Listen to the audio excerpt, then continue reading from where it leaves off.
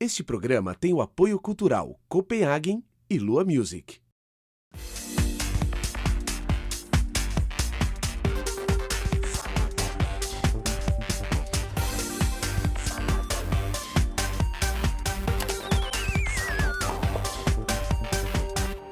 O tema do Salada Net de hoje é política. E para isso eu estou aqui com o deputado federal Ricardo Izar, que foi eleito presidente do Conselho de Ética da Câmara dos Deputados. Não é, deputado Ricardo? Prazer em ter você aqui, viu? Prazer é meu, mano. Você que a gente já esteve junto no nosso programa, Sim, já fui né? entrevistada por ele e agora ele está aqui, Não, né? Prazer estar aqui com você. Vai ser sabatinado, porque eu sei que você que está aí quer saber tudo sobre política, muita coisa que muita gente desconhece, né? Eu mesmo, eu olhava de fora a política, a gente acha, político não trabalha, político não faz nada, moleza, salário alto, trabalha pouco, 2 dias da semana em Brasília. Mas não é isso, a gente trabalha bastante. A gente é muita gente, né? Eu acho que tem gente para tudo. Bastante, eu acho que tem gente, como eu já pude acompanhar um pouquinho, saber um pouco da tua vida, eu sei que você, particularmente, trabalha muito, mas tem muita gente na política que não trabalha tanto, não é verdade? É verdade. Eu acho que a política é como qualquer profissão. Você tem gente boa e tem gente que não é tão boa. Né? Você tem bons médicos, maus médicos, bons advogados. Política é a mesma coisa. O problema é que quando dá notícia, a notícia é sempre a notícia ruim, daquele político que participou de algum ato ilícito, uma corrupção. É isso que a gente vê muito. Aquele político que está fazendo seu trabalho direitinho, ele não é notícia, ele está fazendo sua obrigação. Né? É sua obrigação. Agora, tem uma coisa de ser pessoa pública, porque você compara um médico, o médico está lá dentro do consultório dele, é uma coisa muito mais reservada. E a partir do momento que você é uma pessoa pública, e principalmente que você ganha um dinheiro público, né? Porque o médico ganha lá do cliente dele. Então, se ele erra, existe sim uma cobrança, porque ele tem um CRM para respeitar. Eu acho que com um deputado, vereador, prefeito, o que for, político que for, também você pode cobrar. Como que você cobra? Através da participação e do voto. Se não correspondeu às suas expectativas, fez coisa errada, é só você não votar de novo. Vamos mudar, vamos tentar pessoas novas. O que eu acho que falta um pouco na sociedade brasileira é a participação. Você perguntar para quem está assistindo a gente, quem você votou na última eleição para deputado federal? Acho que 80% não lembra. Então, você tem que votar, mas você tem que participar, você tem que cobrar. Hoje você tem o site da Câmara, por exemplo, dos Deputados, que você acompanha o trabalho legislativo do teu deputado, se ele está apresentando projetos de lei, se ele participa de comissões, de frentes parlamentares. Como é que as pessoas podem acompanhar isso que você acabou de falar? Hoje Qual é o site? Tem um site que é o www.câmara.gov.br ou .leg.br, também acessa os dois acessos. Lá você tem todos os deputados nomeados e o que cada um está fazendo, quais são os projetos de lei, o que ele está relatando, quantas faltas teve, como ele usa a verba de representação dele. Tudo isso é super aberto e claro. Olhar lá, ver em quem você votou, ver se está correspondendo com a tua expectativa. E tem essa interatividade? O cidadão consegue não só olhar, como comunicar? Comunicar e interagir, que é muito legal no site da Câmara, é que hoje você pode, por exemplo, ter um projeto de lei de teu interesse, você entra lá, sabe como ele está tramitando e manda uma carta para o presidente da casa e vota naquele projeto para pedir para ele ir para votação. Então, todo mês, vê quais que a população quer que vote e ele é colocado em pauta. E você acha que com essa interatividade, com o interesse maior das pessoas, existe um interesse maior hoje do que há 10 anos atrás, por exemplo? Eu acho que existe. Eu vejo, por exemplo, eu trabalho muito com a questão animal, né? A gente trabalha muito direitos dos animais e tal. E quando a gente montou a frente parlamentar, os outros deputados até riam, brincavam, achavam que era um assunto secundário. E não é, que a gente fala de animal, é um ser, ele merece respeito, é constitucional isso. Também tem a questão de saúde pública, saúde humana, né? Só que aí a população veio para a rua no dia 22 de setembro do ano passado, fizeram um movimento do Crueldade Nunca Mais. Então mostrou que a sociedade também se preocupa com essa questão. E aí a Câmara, automaticamente, os deputados começaram a se preocupar com o assunto. Então, essas participações que existem da população é muito importante para a gente refletir lá dentro da Câmara, dentro do Congresso, qual é o anseio da população. Então, tudo que tem movimento agora está tendo na questão da redução da idade penal, né, que está tendo os movimentos. Então, qual é a sua opinião a respeito? Eu sou favorável. Sim. Sou favorável à redução da idade penal e sou favorável à redução da idade para que o jovem possa trabalhar, porque hoje a idade dele, a legalidade para trabalhar é 16 anos, 14 anos ele seria aprendiz. E eu acho que muita gente nesse Brasil, grandes personalidades, gente famosa, gente que se deu bem na vida, começou trabalhando cedo. Ele pode trabalhar assim e continuar estudando, né? Trabalha meio período, você não vai estragar a adolescência dele, e muitas vezes é uma oportunidade, porque ele não pode trabalhar, mas pode ficar na rua vendendo coisa no semáforo, traficando drogas. Não pode trabalhar legalmente, mas acaba ficando nas ruas. Vamos tirar ele desse submundo e vamos trazer ele para começar num trabalho no mercado informal, de verdade. Né? E você acha que aqui no Brasil deveria existir a tolerância zero? Eu acho que é difícil ser implantada hoje com a estrutura que a gente tem de policiamento. O salário de um policial é vergonhoso hoje. Então, antes de você implantar a tolerância zero, você tem que passar por uma fase de transformação e de valorização do pessoal. Não, mas assim, uma coisa é o profissional, né, da polícia, outra coisa é o bandido. Então, você não acha que por a penalidade ser uma coisa banal, que acontece e reincide tanto? Hoje todos os casos, né, de violência. Essa questão do Código Penal, o Congresso agora vai fazer a reforma do Código Penal. Agora vai ser uma oportunidade única que a gente vai ter para rever uma série de coisas que estão erradas na parte da legislação penal. Né? Então, está no Senado, depois ele vai para a Câmara dos Deputados e vai ser formada uma comissão para estudar a reforma do Código Penal. Eu faço parte dessa comissão já. E agora sim é a hora das sugestões. Quem está assistindo a gente quiser mandar pelo e-mail do seu deputado, super importante. Eu acho que tem que mudar isso, tem que mudar aquilo, porque a gente fica longe, a gente fica lá em Brasília, muitas vezes você não tem contato com todo mundo, com todas as ideias de toda a população. Então, por exemplo, o preso tem direito ao salário família que está lá de 932, é isso? Agora, gente, os presos, a população está se sentindo presa, né? Porque hoje você tem que andar com carro blindado, você tem que se preocupar em não sair, não parar no sinal, não sei o quê, e o bandido está solto. Então, os presos somos nós que pagamos imposto. Errado, é verdade. Não é? É verdade. Então, eu acho que realmente isso é uma coisa que precisa ser mudada. Precisa e vai ser, só que vai demorar. Eu acho que esse processo da reforma demora uns 2 anos ainda. Mas esses 2 anos a gente tem que usar bem, usar para discutir bastante o assunto e fazer as emendas necessárias para a gente mudar o Código Penal. Se quiser mandar para mim, vocês mandam no ricardizar@uol.com.br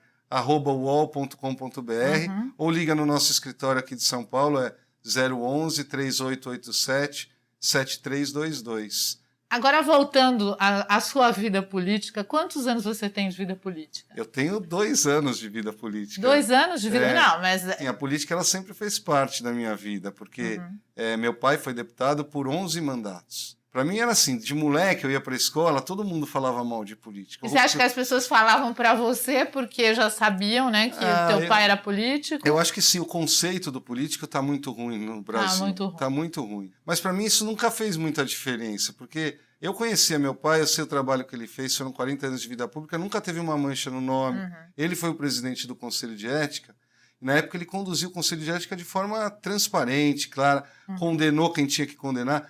Infelizmente, eu vi ele assim, muito angustiado com uma coisa que a gente tem que mudar, e eu estou tentando mudar, que era assim, o Conselho condenava, ia para o plenário da Câmara e a Câmara absolvia por causa do voto fechado. Então, por que esse voto é fechado? Tem que mudar. A gente fez uma frente parlamentar, eu faço parte de uma frente parlamentar, que a gente está tentando mudar isso. A gente tem brigado constantemente, mas a gente depende da boa vontade do presidente da casa para votar. Deixa muito à vontade. Lógico. Quem quer fazer a coisa errada. E o eleitor tem que saber como que o seu representante vota lá. E aquelas absolvições que tiveram no caso do Mensalão, muitas delas foi porque era fechado. Se fosse aberto, o pessoal ia estar condenado. Não tem dúvida nenhuma. Isso a gente tem que mudar. Agora, eu estou presidindo o Conselho de Ética também.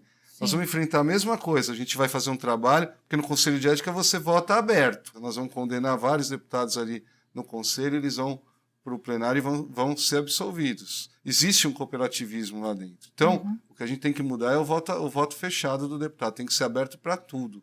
E a gente tem brigado muito, o Ivan Valente, Janete Petá, a gente tem trabalhado muito nessa questão aí, para poder mudar essa legislação. Muito importante isso. Você estava falando que tem 2 anos de vida pública, né? De vida na política. Na política mesmo, 2 anos.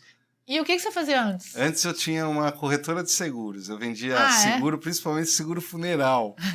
E era difícil de vender seguro funeral. É difícil? É difícil, porque como que você fala pra pessoa, você quer comprar um negócio pra você usar quando você vai morrer? É que é engraçado, porque eu gravava no Shop Tour para fazer a venda desse seguro.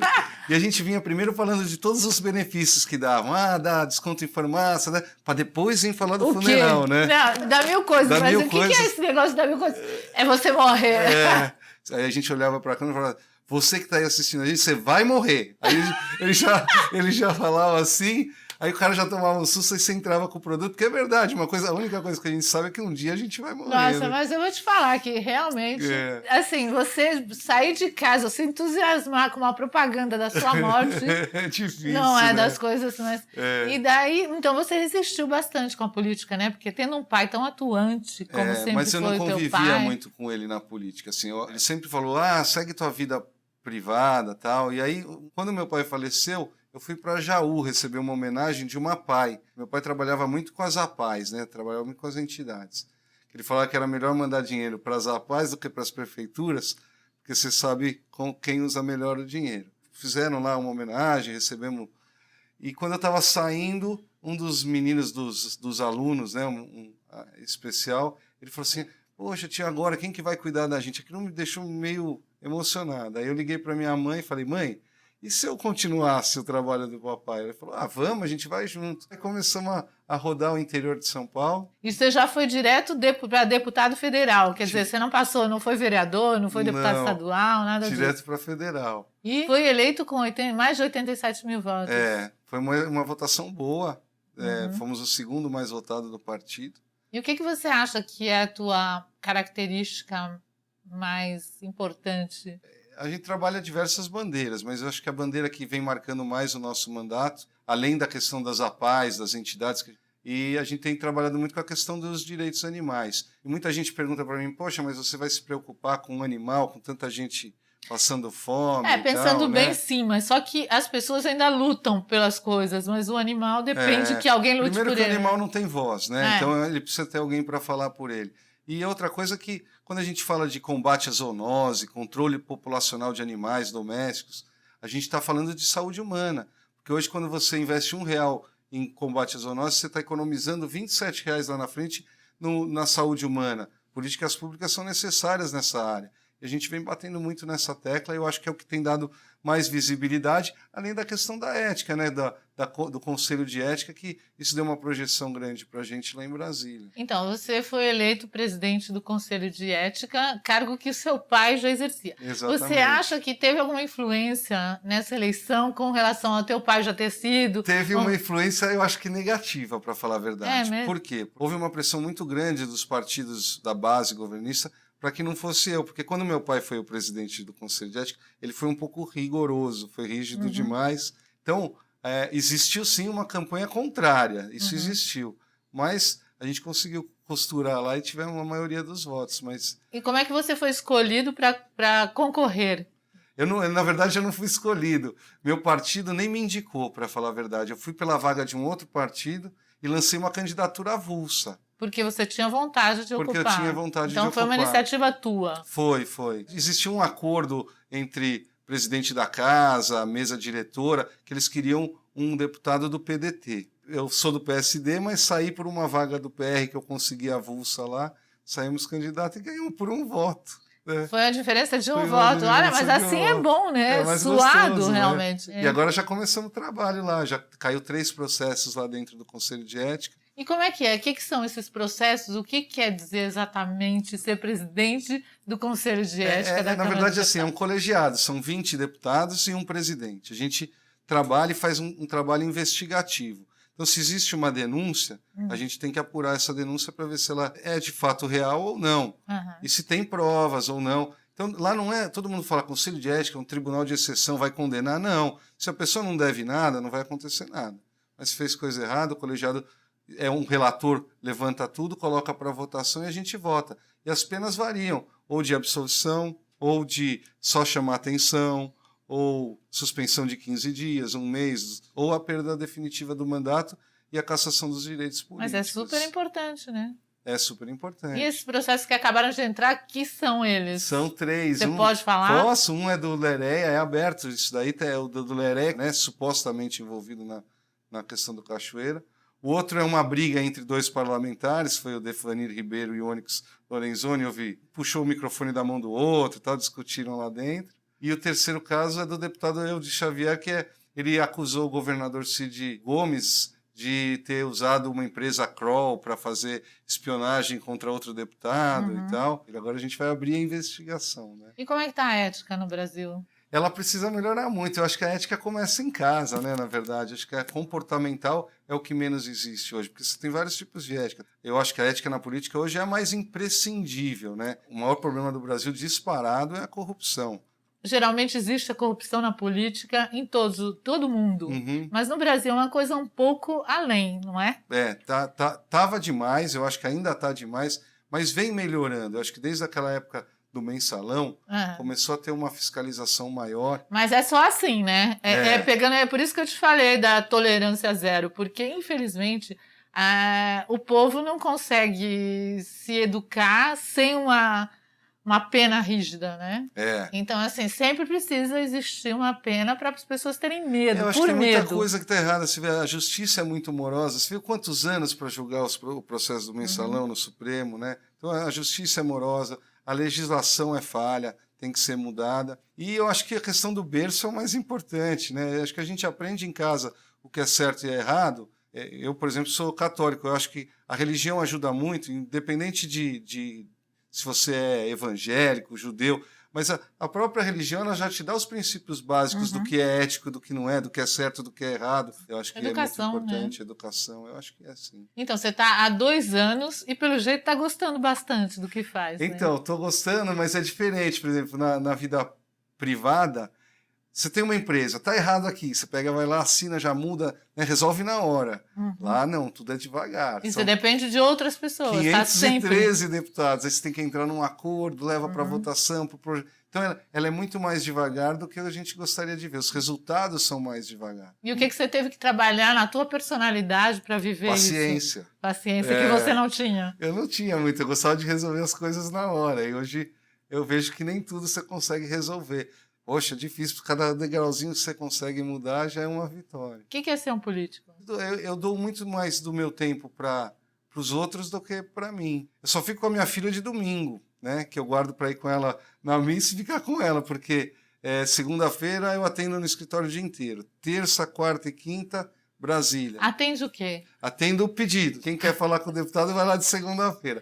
E sexta e sábado eu viajo para o interior, que a gente tem que ir até os prefeitos, até os vereadores, saber da demanda de cada município. Deputado que trabalha, trabalha mesmo. Então. Mas é gostoso, é recompensador. O que é o melhor e o pior de ser político? O pior é isso, assim, eu acho que eu estou perdendo muito tempo da minha vida familiar. Assim. Minha filha, principalmente, reclama demais.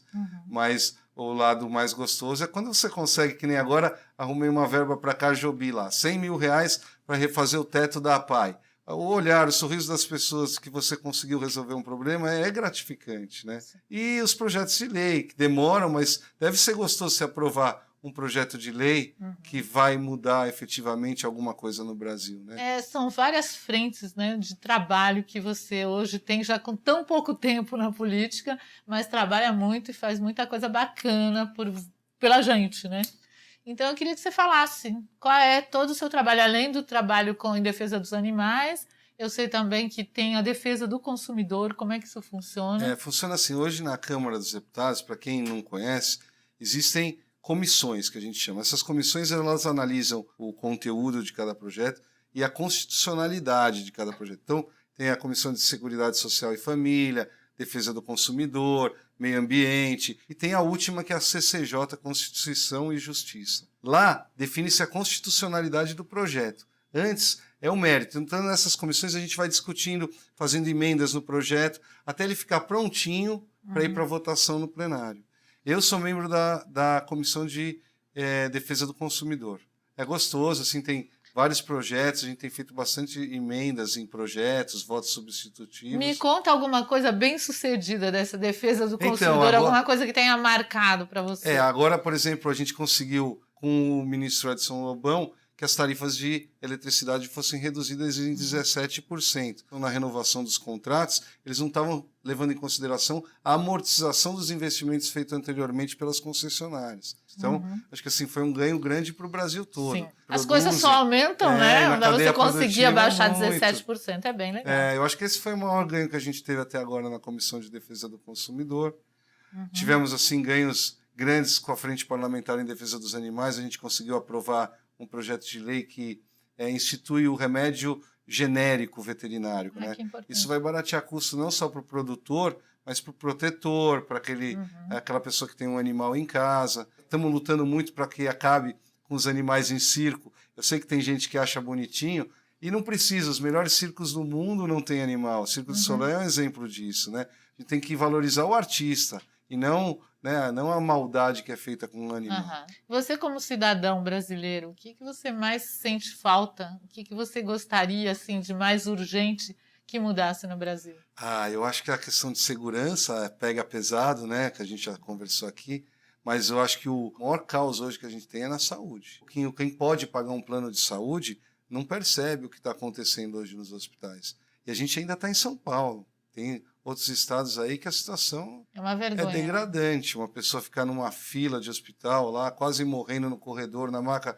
Tem que dar um jeito. E a curto prazo, o que dá para fazer? Eu acho que hoje as Santas Casas elas fazem um papel muito importante que o governo não faz. Ela faz a função do governo das Santas Casas. E elas não recebem subsídio do governo, elas só recebem aquele repasse que o SUS faz numa tabela totalmente defasada de 9 anos atrás. Tem que aumentar o repasse do SUS para as entidades que nem as Santas Casas. De onde o governo vai tirar dinheiro? Não sei. Se vira, mexe no orçamento, gasta com tanta coisa desnecessária. Vamos jogar na saúde, vamos resolver. Acho que é básico, todo mundo tem que ter o direito à saúde, não é? Eu acho que isso é primordial. Importantíssimo, né? E depois, assim, o imposto que se paga é um absurdo de alto para tudo. O mínimo é que se tenha a saúde, né? Depois vem habitação, educação. Tudo é importante. Agora, assim, o maior problema do Brasil é a corrupção, porque dali é que esvazia tudo e que não vai dinheiro. E tem muito dinheiro, né? Nós temos muito dinheiro. Tem, o Brasil é fantástico, né? Eu acho que o que a gente produz, com todas essas cargas de tributo, o cara abre uma empresa, paga um monte de tributo, encargo trabalhista, consegue produzir, consegue gerar emprego. Então, assim, o empresário brasileiro é fantástico e o Brasil é maravilhoso. Só que o governo podia ajudar um pouquinho, né? Assim, sim. Né? Eu acho, conversando com você e prestando bem atenção, acho que a gente tem que estar sempre atento. E como você falou, né, cobrar daquela pessoa que você votou, dá para perceber que você é uma pessoa séria, comprometida. Obrigado. E aí eu queria saber as suas intenções. Qual é a sua intenção política? Eu tenho vontade de me reeleger de novo deputado para a gente conseguir ver os projetos que a gente começou acabarem, andarem e se chegar. Mas eu não sei se eu fico muito tempo na política, não. Por quê? Porque é um pouco desgastante, assim. Eu queria também ficar aí mais uma, duas, mas depois... Eu não quero fazer igual meu pai, que ficou a vida inteira e não curtiu, sabe? Assim, você acha que fez muita falta para a família? Fez. Eu senti falta dele. E minha filha deve sentir falta de mim, né? Então, eu queria botar um prazo. Vamos tentar. Se der para subir, se ir para o Senado e tal, a gente vai. Mas se não der também... Porque no Senado dá para trabalhar menos? Dá, porque são 74. Não dá para trabalhar menos, mas as coisas andam mais rápido, né? Você tem menos parlamentares... um é 513 no 74, quer dizer, então muda muito. E lá você consegue fazer os projetos andarem mais rápidos, você tem uma força política maior junto ao governo, quando você vai requerer alguma coisa. Lá na Câmara, não. Às vezes você, que nem eu, não sou da base governista. Então, é difícil. Você vai no ministério pedir alguma coisa para ajudar uma cidade, você não é atendido porque você não vota com o governo. Existem essas coisas que acontecem hoje. E são coisas que você ficou conhecendo estando. Quando chegou, você não tinha conhecimento não, porque você acha do dia a que o dia. deputado resolve tudo. O deputado é um despachante. A gente pega as demandas da sociedade, leva até o ministério ou leva para dentro do parlamento para transformar isso em lei. É só isso que a gente faz. Não consegue mudar muita coisa. Agora, sinto lhe dizer, quanto melhor for o seu trabalho, maior vai ser a demanda dele, entendeu? Então, você está comprometido. Agora, pensar em presidência da República... Nunca, não. Nunca? Não sei, não posso falar nunca. Tá gravado. Mas eu acho que não é para mim, não. Acho que tem muita gente mais preparada, mais, né, com mais vivência. Bom, mas se prepara, né? Isso dá pra E se preparar. você chegou aqui e está fazendo tudo isso e nunca tinha trabalhado com política, tudo é possível. É verdade. É verdade. Agora, parabéns, viu, pelo seu trabalho. Eu fico super contente de saber. Obrigado. Mesmo. E também, a gente falou logo no começo sobre o teu programa, né, Cotidiano e Você, que vai na mesma emissora, na TV Aberta. A gente tem um programa com o Padre Juarez de Castro, que é toda terça-feira às 11 horas da noite, 11h30. 11h30 da noite, na TV Aberta. No 9 da NET e no 8h30 da Vivo TV, né? É isso daí, ainda bem que você me ajudou nos E como é que surgiu esse programa? Eu conheci o Padre Juarez numa missa lá no Jardim Popular, na Zona Leste de São Paulo. E eu fiquei encantado com o padre. Aí a gente foi jantar lá depois na própria igreja, batemos um papo, e batendo um papo ele falou, nossa, eu tenho uns livrinhos teus de pensamento, ele me falou. Aí livrinhos teus? Eu tenho uns livrinhos de pensamento. Eu pensei que os pensamentos eram do padre. Eu sabia dessa também. Tem uns livrinhos de pensamento que a gente faz coletâneas. E ele tirou um... Devia ter trazido aqui, né, pra gente mostrar. Devia, não trouxe. Não, e aí ele falou que tinha lido tal, que gostava, e que já conhecia meu pai, que já tinha votado no meu pai. Aí a gente foi fazendo uma amizade, e hoje o Padre Juarez é um dos meus melhores amigos, é uma pessoa fantástica, com quem divido problemas, peço conselho. Confessa? Só não confesso com ele. Aí eu confesso para não ter vergonha dele depois, né? Mas deixar um abraço pro Padre Juarez. Eu sei que ele assiste o teu programa. E aí ele te convidou para fazer... ele esteve aqui Veio também. Aqui semana passada, né?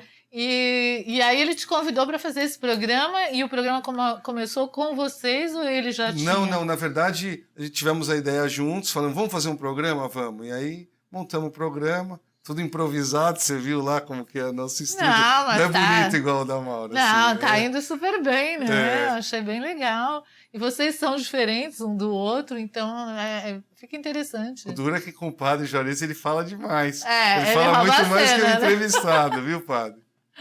Mas muito legal, parabéns também pelo programa. Muito obrigada por ter vindo aqui, fico muito feliz. Mais feliz ainda de saber que o seu trabalho é um trabalho sério. E, gente, o mundo não está perdido. Existe político sério e que trabalha por nós, trabalha direito. Parabéns, viu? Obrigado. E agora tem um presente aqui da Copenhague para você. Que legal, esse eu adoro. Copenhague.com.br, os melhores chocolates. Esse é seu. Isso aqui minha filha vai querer roubar tudo. Só que tem licor, não pode esse, né? Não dá. E não dá também para comer e dirigir, né? Porque dizem que hoje o licor já dá... Agora é só de na lei táxi, seca você é pego. É. Nem com bombonzinho. Olha, entra no site, tem cada delícia lá. Corre para uma loja da Copenhague que você encontra uma infinidade de outros produtos. Obrigada, viu? Eu que agradeço. Parabéns mais uma vez. Um beijo para você. Obrigado. Beijo para você. Este programa tem o apoio cultural Copenhagen e Lua Music.